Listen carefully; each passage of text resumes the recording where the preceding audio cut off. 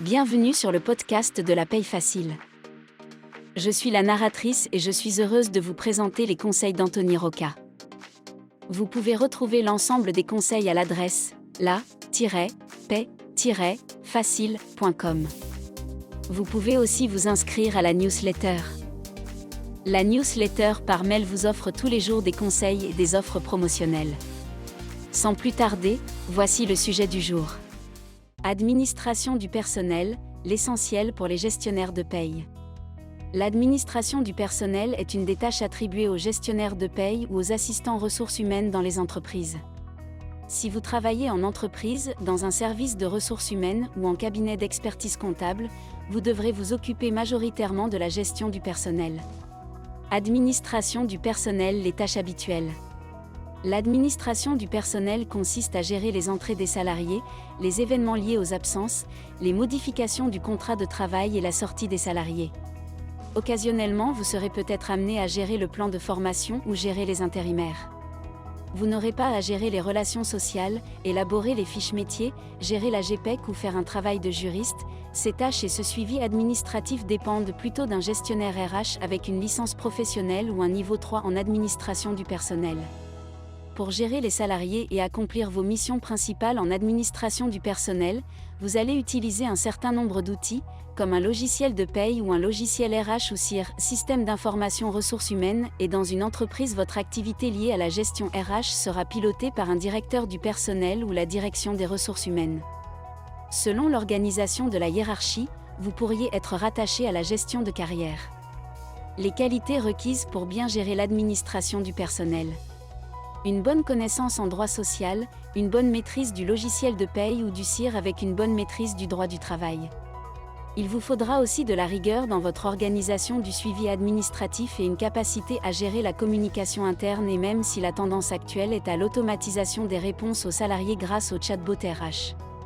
À préciser que dans certaines PME ou PMI, il existe des gestionnaires du personnel dédiés, c'est-à-dire qu'ils ne s'occupent que de la gestion administrative du personnel en étant rattachés soit au service paye soit au service RH et que du coup dans ce genre de structure un gestionnaire de paye ne s'occupe que de traiter les variables de paye et des charges sociales.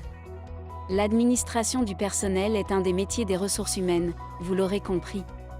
L'administration du personnel consiste dans un premier temps à bien gérer l'entrée des salariés. En cas d'entrée d'un salarié, vous devez gérer les documents obligatoires liés à l'embauche, c'est-à-dire les déclarations liées à l'embauche comme la DPAE, déclaration préalable à l'embauche, la médecine du travail et l'établissement du contrat de travail. Vous devrez vous occuper du dossier du salarié en collaboration avec la gestion de carrière. Mais ce n'est pas tout, vous devez gérer les affiliations à l'ensemble des caisses, retraites, prévoyance, mutuelles. Dans un grand service de ressources humaines, ces tâches peuvent être réalisées par un assistant RH, mais en tant que technicien paye, vous devrez savoir faire ou en comprendre les enjeux. Vous devrez aussi intégrer le salarié sur le logiciel de paye. En cas d'entrée d'un salarié, l'administration du personnel consiste aussi à créer le salarié sur le logiciel de paye ou le CIR. En fait, il faut simplement entrer les informations du salarié, informations du contrat de travail, dans le logiciel de paye et créer le plan de paye correspondant. Le plan de paye correspond au type de calcul que doit faire le logiciel en fonction du type de contrat de travail, CDD, CDI, intérim, et du statut du salarié, cadre, non-cadre, ouvrier, employé. Cela est très important, car si l'entrée du salarié est mal faite, le bulletin de paye sera faux tout comme les charges sociales. L'administration du personnel est très liée à la gestion de la paye, vous l'aurez compris. D'autre part, un certain nombre de données issues du logiciel de paye peuvent être exploitées par la direction des ressources humaines par exemple pour gérer la GPEC, préparer les réunions avec le CE ou les délégués du personnel. Ces données peuvent aussi être utiles au directeur administratif ou au service comptabilité pour l'étude de la masse salariale. Les modifications du contrat de travail et les absences. L'administration du personnel, c'est aussi gérer la vie du salarié entre son entrée et sa sortie. La vie dans un service des ressources humaines ou dans un cabinet d'expertise comptable n'est pas un long fleuve tranquille. Vous aurez à gérer tous les mois. Les absences. La rédaction des avenants au contrat de travail. Le suivi des visites médicales. Le bilan social. Les changements qui vont affecter le bulletin de paye, nouvelle option sur la mutuelle. L'élaboration du règlement intérieur. Administration du personnel et les absences. Il existe une quantité d'absences à gérer en administration du personnel. Il y a les absences liées à la maladie ou à l'accident de travail, les absences liées aux congés payés, celles liées à la famille et les autres absences. Tous ces événements ont des conséquences différentes sur le bulletin de paye, et c'est pour cela que vous devez les enregistrer dans le logiciel de paye correctement et dans les délais. Si vous travaillez en cabinet d'expertise comptable, vous serez tributaire de la bonne réception des informations de par le client. Si vous travaillez dans un service de ressources humaines, vous pourrez compter sur l'aide d'un assistant RH, car oui, la gestion administrative du personnel fait partie des missions du service RH. Gérer les avenants au contrat de travail. Gérer les avenants au contrat de travail, c'est faire de l'administration du personnel. Par gestion, cela ne veut pas dire que vous devez les rédiger.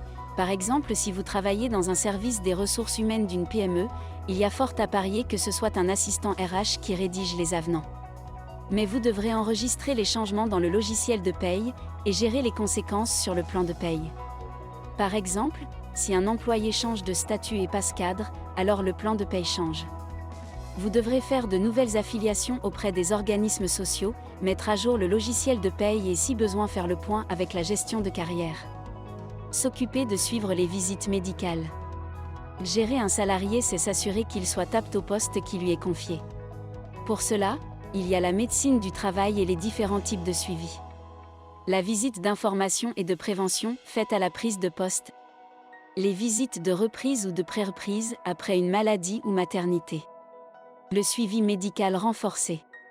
Que le médecin du travail déclare une aptitude ou non, la visite médicale a des conséquences sur la gestion de la paye. 1. Le temps passé à la visite médicale peut donner lieu à une information sur le bulletin de paye. 2. Si le salarié est apte, alors il y aura une poursuite du contrat. 3. S'il est inapte sans possibilité d'adaptation de son poste de travail, alors il faut réaliser la sortie du salarié et rédiger les documents de sortie. 4. Si à l'issue de la visite médicale, le salarié est déclaré apte avec un aménagement de poste, alors il faudra mettre en œuvre cet aménagement avec l'aide du chef d'entreprise ou le service RH ou la gestion de carrière. Traiter le bilan social. Traiter le bilan social est une mission des ressources humaines plutôt réservée aux grandes entreprises. Elle ne concerne pas trop les gestionnaires paye travaillant en cabinet d'expertise comptable. Cette partie de l'administration du personnel consiste à récupérer des informations sur les salariés dans le but de créer un rapport. Ce rapport bilan social est à remettre aux IRP, instances représentatives du personnel, comme le CE et si besoin au directeur administratif et financier qui le transmettra au manager des services concernés. Même si vous êtes gestionnaire de paye débutant ou que vous ne travaillez pas dans un service de ressources humaines, sachez que savoir traiter un bilan social présente 2 avantages. Vous apportez des réponses aux problématiques de gestion de vos clients. Et en travaillant sur le bilan social, vous augmenterez vos compétences en administration du personnel. Bref, intéressant si vous voulez devenir à terme responsable paye ou responsable des ressources humaines. La gestion de la sortie. En gestion de la paye, la sortie du salarié consiste à préparer les documents de sortie du salarié. Dernier bulletin de paye. Le solde de tout compte. Attestation de salaire. Mais le travail ne s'arrête pas là. Il y a la gestion administrative de la sortie à gérer.